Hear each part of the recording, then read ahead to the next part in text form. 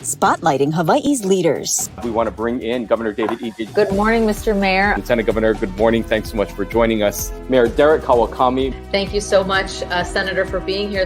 Spotlighting the issues.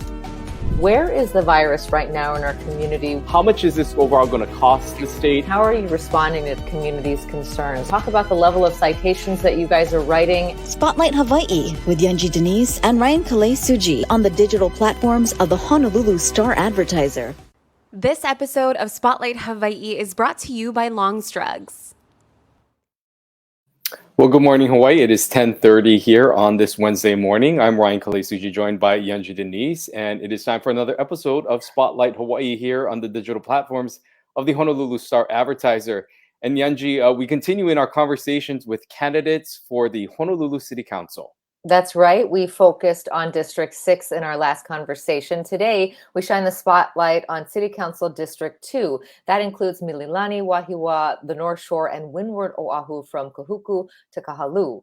Today, we have two candidates joining us. There were 5 originally running. These 2 made it to the primary. We're joined now by Makuakai Rothman and Matt Weyer. You'll note that this is the seat that was held by Heidi Suniyoshi. Of course, she vacated it to run for governor, and now it is open. Gentlemen, thank you for being here. All for having us. Thank you so very much. Makua, let's start with you. As we said, this is an open seat. You're a political newcomer, if you will. Why did you decide to throw your hat in the ring? To represent the people of the city and colony of Honolulu in this great place, District 2. Born and raised in this district, I understand the unique challenges our people face. I understand the culture and the language that people speak out here. And I really think it's time for a leader from our place to lead us. And I really think the representation of our people truly is the reason that I'm here today. Okay, and Matt, same question for you. You're also a political newcomer. Why did you decide that you wanted to take this on? Yeah, having served on the neighborhood board for 3 terms, or being in my 3rd term, and then currently working as a planner at the city, I really see the need for a strong advocate for our community with all the issues that District 2 is facing, from cost of living to the infrastructure needs, the need for safety from both crime and also natural disasters, and of course managing our natural resources and tourism. So ultimately, I want to use my skill sets, having worked at the City Council, working now in the executive branch, to really deliver for our community and help us navigate all the issues that we're going to be facing over the next couple of years. Want to jump into some of those issues and talk about some that are specific to the areas that this seat would represent. Matt, we'll start off with you. Let's talk a little bit about housing in your area. Of course, there is a large density of people who live in some of the neighborhoods within your community, yet there continues to be an affordable housing crisis, if you will, not only here on the island of Oahu, but throughout the state. There have been many proposals put forth during this election season. How do you see affordable housing as it pertains to those who live in your district? What do you feel is the best way that can help to alleviate some of these problems? Affordable housing comes up time and time again during my time walking the district over the past 7 months, whether you're in Kahaluu or Laie, all across North Shore, in Wahiawa. I talked to a woman who was talking about how both of her sons have moved away just because they can't afford to live here. I talked to Kupuna in Village Park, one that was talking about how he was most looking forward to babysitting his grandkids, right?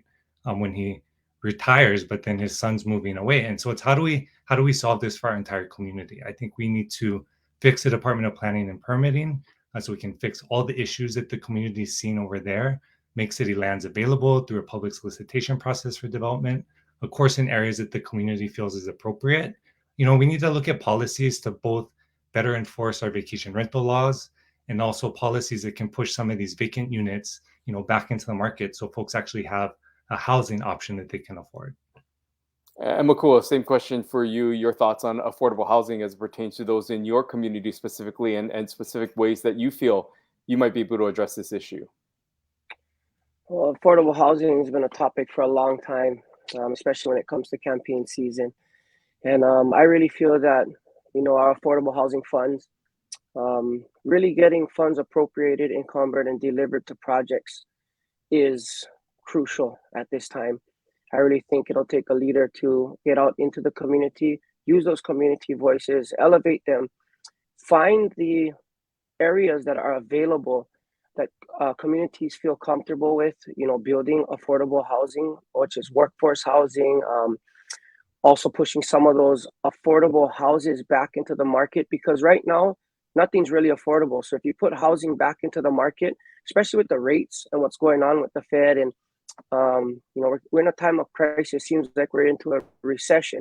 So really talking about affordable and housing right now, it's really going to come down to how we appropriate our funds and what kind of skin in the game the city and county is willing to take to work together with organizations like Hawaiian Homes, and really pushing the infrastructure support to these projects so that we can get them finished and delivered to our people. Because right now, to expect someone to afford a home with the interest rates the way they are is almost, I'm lost for words, because affordable housing is not affordable. We as city government need to put skin in the game and actually deliver housing for our people. I want to stick with an infrastructure issue that particularly affects this district, and that is roads. And when we look at the traffic issues, there's so many concerns there just because there are limited roads. We know that the state, of course, is responsible for the Department of Transportation. But Makua, what do you think the city could do to help with some of the traffic issues in that district? I don't mean to laugh, but if you go right outside my door here, the traffic is down the street because of the road paving. And I really think giving some type of variance to the noise ordinance and having them work at night, even if it's going to cost us a little bit more to, for the work, I really think it'll benefit the people a lot, and the burdens that we face every day. A 3-hour drive, to get to Haleiwa, a hour and 15 minutes from Sunset Beach is ridiculous. And people, I think, going into these communities and asking these people, what do you guys think about paving at night? Please do it. What can you do to help us, please? They ask me all the time. And it really comes down to that work in residential neighborhoods at night and that noise variance, that noise order. I really think giving a pass to that and really letting the work be done at night and smart, because the guys work in cooler conditions. Everybody's more comfortable. And I think the work gets done a lot faster without so much pressure from the outside as well. And everybody trying to hurry up and alleviate the traffic, because the workers out there don't want to be standing on the road, and they see the frustration of people passing by every day. So I really think first and foremost, paving the roads at night could be a big help right away. And Matt, same question. What would you do to help tackle this? Again, we know that the state is responsible for DOT, but certainly the city does come into play. Of course, and that's why you need coordination and collaboration between, both the state, the city, of course, the community. I mean, we saw that with, the big sinkhole that opened up in Honolulu, and then, of course, when the closure of Kahana Bridge happened because of the water main break, we see the need for the city to make investments in infrastructure. And I think there are a lot of federal funds that we could be more proactively pursuing, whether they be from the Federal Department of Transportation or HUD or Fish and Wildlife, to really upgrade, the infrastructure. And of course, working with State Department of Transportation, the director over there, to really, follow through on a plan to figure out how we're going to approach this, inundation, right, and erosion of the roadway. And of course, managing tourism better, I think, is one of the main factors that affects traffic, right? With 10 million visitors a year, but only 7 million hotel rooms for them, we see them spilling out into the community, affecting Laniakea. That's why there's, conversation at the council right now about managing access at Kokololio. And I think that as we move forward as a community, we have to have, better managed access plans, enforce our vacation rental laws to ensure that we're not seeing those impacts from tourists, driving through the district. And speaking with infrastructure, another thing that's happening, especially on the North Shore, is we're seeing the impact of climate change, rising sea levels, homes literally on the North Shore falling into the ocean, and residents now wondering what to do next. Matt, we'll start off with you with some of the concerns that we are seeing with, the rising of sea levels and the impacts that it is having on these coastal communities that would be in this district. What do you think the responsibility is of the city to assist some of these residents as they face losing their homes? This is, certainly a statewide issue, but District 2 is facing this crisis, every day. And we see the impacts from Ko'olapoko all the way around through the North Shore. And in terms of how we move forward, we need to better manage how we develop, right?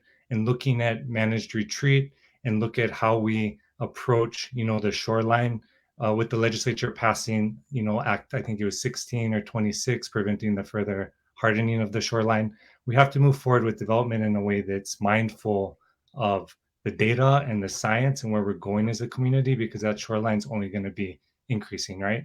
I know that the council's been talking about setback ordinance, and they're looking at that. And so I think it's important that as we approach that, it's open the door for a great conversation, but we need to include the community and be mindful, particularly of generational homeowners that might be on the coast and how we can support them, but also ensure that we're maintaining that public access to our natural resources. Makua, same question for you regarding what we're seeing with these homeowners who are losing property because of the impacts of climate change and rising sea level.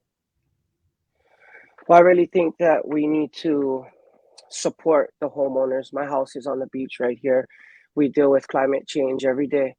One of my close friends was just down the way here, showing the impacts of how people are just going in the middle of the night and pouring cement to harden the shoreline, regardless of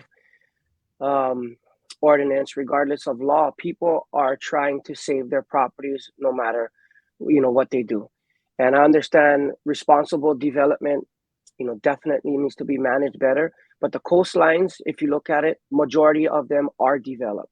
Majority of the people put their hard-earned money into these properties to pass down for generational wealth, thinking that they will be able to pass these homes and properties down for future generations. And right now that is in jeopardy.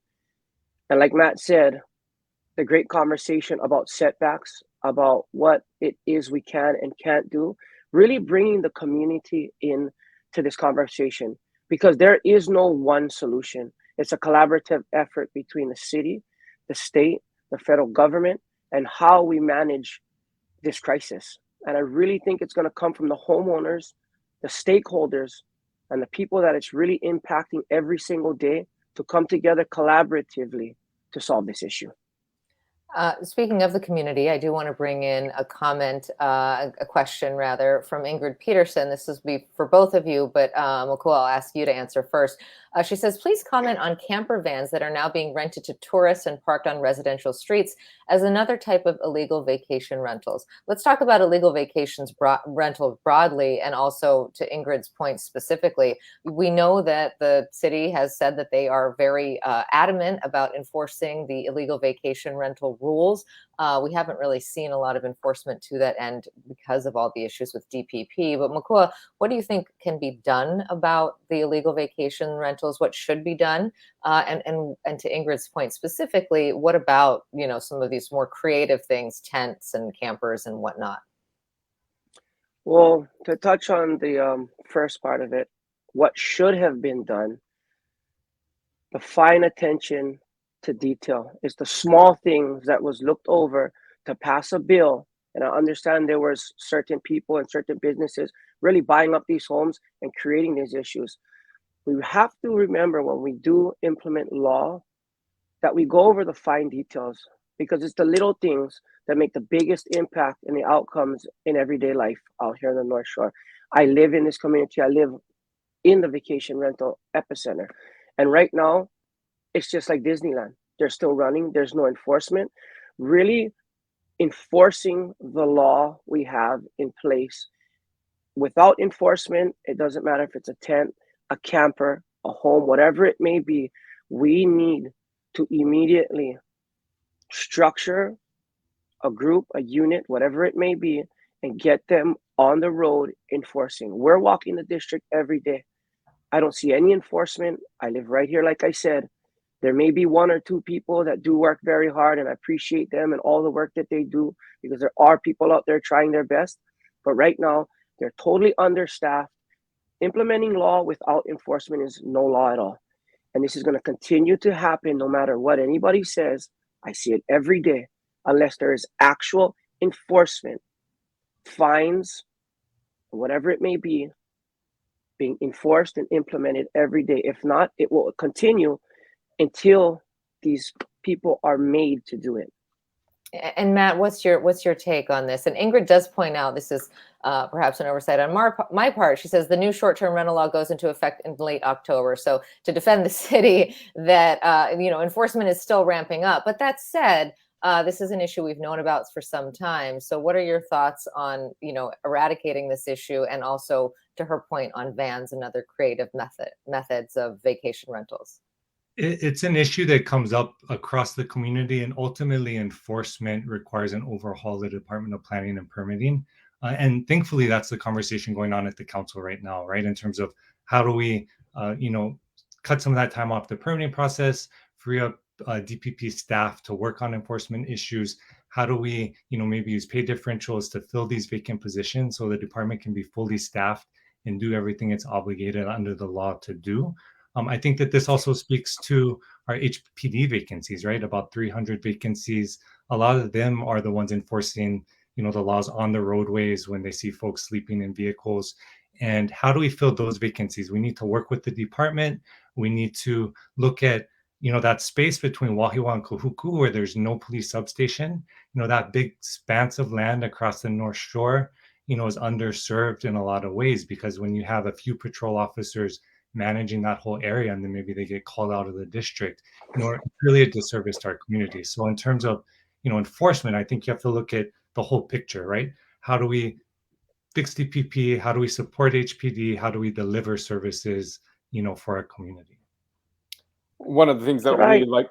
Add something to that, Sure. because we heard about that October. Sorry for interrupting. I understand that there's the landlord tenant code as well that has state law that usually supersedes city law, and that calls for a 30-day allowance. And right now, even with the 30-day allowance, it is not being followed. We actually do have a law in place that's 30 days or more right now, and that's not being followed. So 90 days, 30 days, whatever it may be, the enforcement agency has to be put in place. And I understand we need to look at this, we need to look at that. To deliver something to our people, we have to address the issue, we have to work on it, and we have to work until it's seen to fruition to get these enforcement capabilities on the road. Because if we're here, there, we're talking about all these issues, we have to focus as a council, come together with DPP, HPD, and we have to make sure we appropriate the funds and we make sure that we get these enforcement agents in the communities working. One of the things that we want to move on to is allowing each of you the opportunity to ask a question of one another. Makua, we'll start off with you. Your question that you have for Matt. Well, I just want to say thank you for Matt for helping me level up and running such an awesome race. Our race has been, clean. We've been sticking to our issues. And I just want to know if Matt will accept an offer, win or lose. I have an offer. I know you said your mom and you struggled back in the day. And, growing up, I would like to offer you folks an opportunity to experience our shark boat for you and your mom paid for after it's done. And just to say thank you for encouraging me to be the best version of myself to run this race. So if you would accept that offer, I would love to offer that to you and for you and your mom to enjoy. No, I appreciate that. I'll talk to her and then I'll get back to you. But love everything that you stand for in terms of advocating for the community. And, I know, you have your family and you really want what's best for the district. So it's really been a pleasure to have, such a great race, both with you and then, of course, all the other candidates who are in the primary too. So mahalo for that. All right, Matt, your question for Makua. Yeah, like Makua said, it's been a great opportunity to discuss through, the issues. And so I'd be curious, just what the biggest issues are for him in terms of what he wants to see immediately from the city. We've talked about the housing and homelessness and infrastructure, particularly given that we live in different parts of the district. I'm always interested in knowing what's the issue that really hits home for you. Well, the issue that hits home for not just me, but our constituents out here, especially in rural Oahu, is the capability of opportunity. And when has the last piece of legislation been passed that give our constituents, our residents, more opportunity tomorrow than we had yesterday. It seems like a lot of the people and a lot of the doors I've been knocking feels like they're being more restricted and more restricted and more restricted.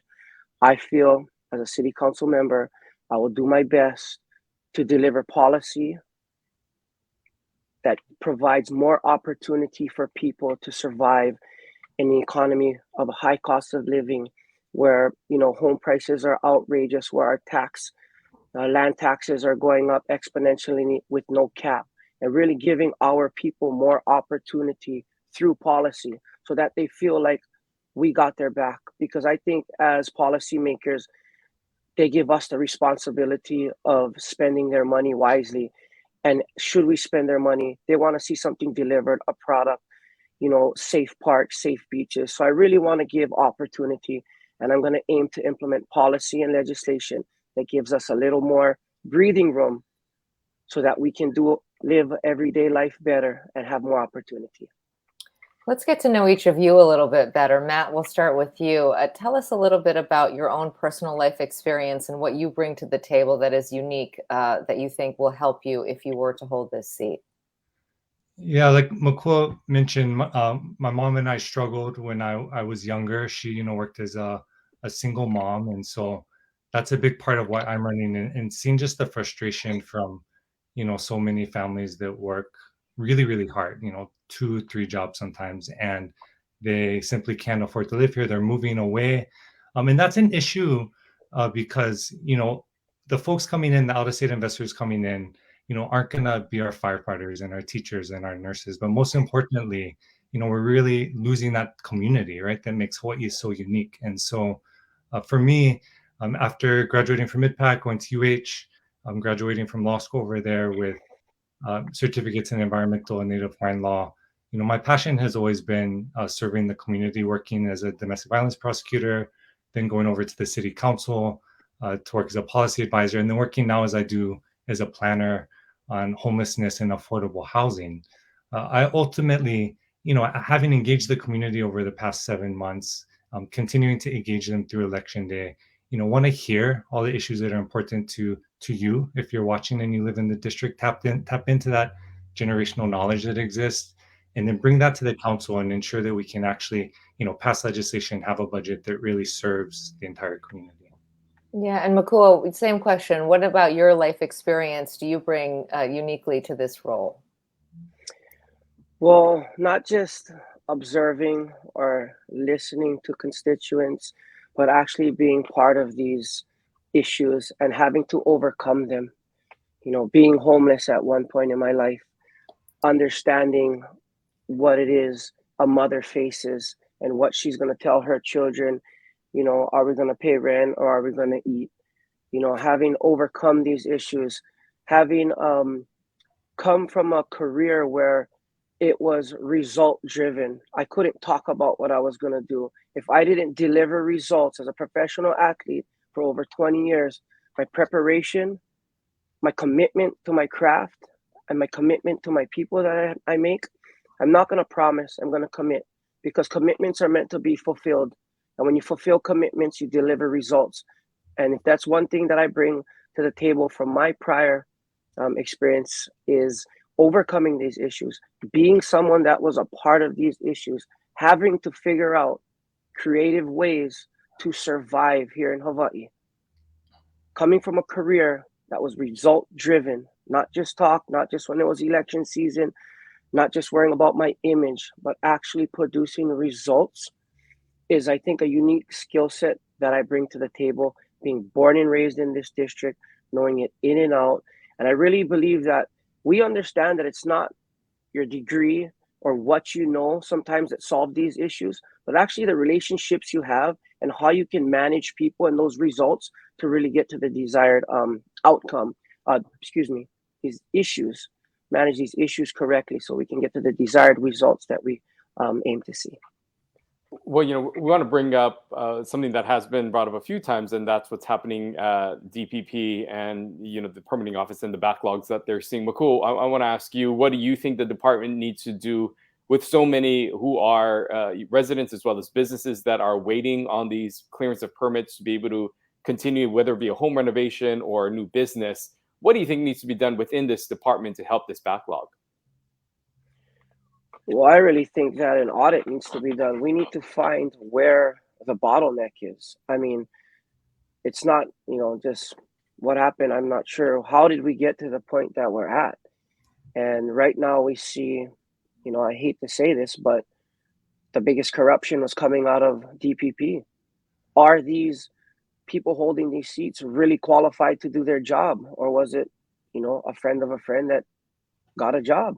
A lot of these third-party reviewers were certified by the city at one time through a really strict process and certification process to know the building codes, to know exactly what they were talking about, and really figuring out how we can structure agriculture, people that really speak agricultural law, land use, residential, commercial, etc. Things that people can do that they really don't need a permit for. It's just a formality. Your chain link fence, your enclosing your garage. That's what I talk about. I want to bring it back to a little more freedoms and a little more opportunity than we had yesterday, because I think really examining, and if the DPP really can't police itself, really as council and the mayor's office really get in there and figure out where these problems are, and really, like any business, you need to find out where the problem is so you can address it. Because if not,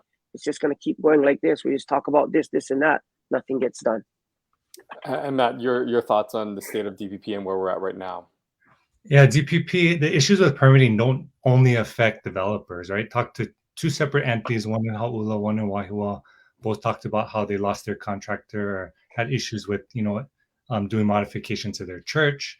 Talked to some folks down the road that were talking about just how they're wanting to make basic modifications to their home that are just waiting, right, for these permits to come through. And it really, it impacts our housing, right? It slows down the process of getting units available to the community, but it also just affects folks in their daily lives. And I know DPP talked a couple weeks ago about digitizing the pre-screening process, how they can cut down, 110 days just to 1 day by doing a better online review of permitting. I think that's one place to start, is digitizing, using all the technology that we have.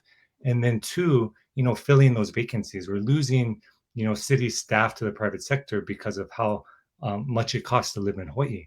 And if we, implemented pay differentials to meet those, private sector salaries, we wouldn't even have to fill the whole department. We could bring in enough staff to speed up this whole process, speed up permitting, maybe incorporate self-certification, so experts can sign off on the low-level permitting, and then we'd be able to do better enforcement, right? From the vacation rental laws to, the illegal activities on our agricultural lands, to the dumping, to everything that the community's seen. And so I think that there is a way and there is a path forward, and I think it's going to take the council member, the mayor, administration, the department, all sitting down, bringing the community input in of what they want to see, and just actually effectuating it, right? A half hour goes so fast, so we've reached the end of our program, but we do want to give each of you an opportunity for a final thought for our viewers and potential voters today. Makua, let's start with you. What's your final message to our audience? First and foremost, I want to say thank you to everybody out there that gave me their support, that gave every one of us our support, everybody that registers to vote and has their voices heard. It's a very important thing to get out there and vote. I want to say thank you very much to everybody that gets out there and votes. I'm here. I'm born and raised in this district. Like I said, I won't make promises. And the only commitment I have is to my community. Because right now, we are in a nonpartisan race. People have to remember that. And right now, the undermining of that is really happening. It's like the state's going, people are, he's a Democrat, he's a Republican. When I swear in to office in January, I swear to represent each and every one of you, no matter what party lines you're on, no matter what side of the issues you're on. We're all going to come together, because your voice is my voice and my voice is our voice. And when we elevate everyone as a community together, we will reach the solutions we wish to see. Thank you. Okay, and Matt will give you the last word. Yeah, mahalo Yunji, Ryan, for having us today. Mahalo to our community for, spending time talking story with me over the past few months as I've come to your door. Still want to connect with you if I haven't. ultimately this election is about ensuring that the city is doing everything that it can to serve the residents of District 2. I know that there's this sense of neglect with so much focus on, urban Honolulu, from Waipahu all the way around to Kahalu. And I do think that there's so many opportunities for us to really ensure that as we, go through the council, we can ensure that there's legislation, that there's money in the budget, and that our community's voice is heard. And so that's ultimately what I want to do with you. And again, just want to say mahalo for joining us today. All right. Well, we want to thank both of you for taking time out of your busy schedules to participate in this conversation and just update us on some of your thoughts on the issues that are impacting your community. We wish you the best of both of the luck. And again, mahalo for just being here with us this morning. Aloha. Mahalo nui. Thank you. Well, great to hear from them. And you heard a lot of synergy between their positions on, a lot of the issues. They are in agreement that there are issues at DPP that both of them want to rectify, and that affordable housing, the traffic issues, the coastal erosion issues, all of that. You really got to see their personalities, which is a lot of what we like to do on this program, to give, viewers and voters kind of a sense of who these people are, because how they operate and their leadership style is so important on the council. We know that, you got 4 new council members coming in, and how they interact with the mayor's office is going to be so important. Very interesting, Ryan. Also, when we give the candidates the opportunity to ask each other a question, we see an invitation for a gathering as opposed to an attack, which is, I feel like the higher up you go in terms of political office, the meaner they get. And so these guys are very, very nice today. Yeah, and they've obviously spent a lot of time with each other, having gone through the primary election, both advancing to this general election. And as they've also mentioned, this is a pretty broad district that incorporates many different types of communities within this one district, all the way from the North Shore to portions of Central Oahu. And so there are variants in issues that impact each of these communities. And so whoever represents this district, will have to take on that responsibility of overseeing such a vast diversity of issues that impact this one community. So we look forward to those future conversations, though, with other members running for city council. Those conversations will continue next week. That's right. We have the next 2 districts next week. But on Friday, we are switching gears and focusing on such an important issue. That's domestic violence in our community. Nancy Creedman from the Domestic Violence Action Center will be here. You may have seen her. She's been on the cover of Midweek last week, and just bringing some of the issues, with COVID. We had her on quite a bit, talking about the impact of lockdown on families and victims of domestic violence. So now that we are in this, not quite post-pandemic, but certainly not where we were 2 years ago, part of the pandemic, how is that influencing the work that she does, the calls that she gets, and some of the issues that her organization is facing in delivering services to these very, very important members of our community. So we'll be catching up with Nancy on Friday, and then we delve right back into the world of politics on Monday. We'll see you then. We hope to see you right back here on Friday. Aloha. Aloha. This episode of Spotlight Hawaii is brought to you by Long's Drugs.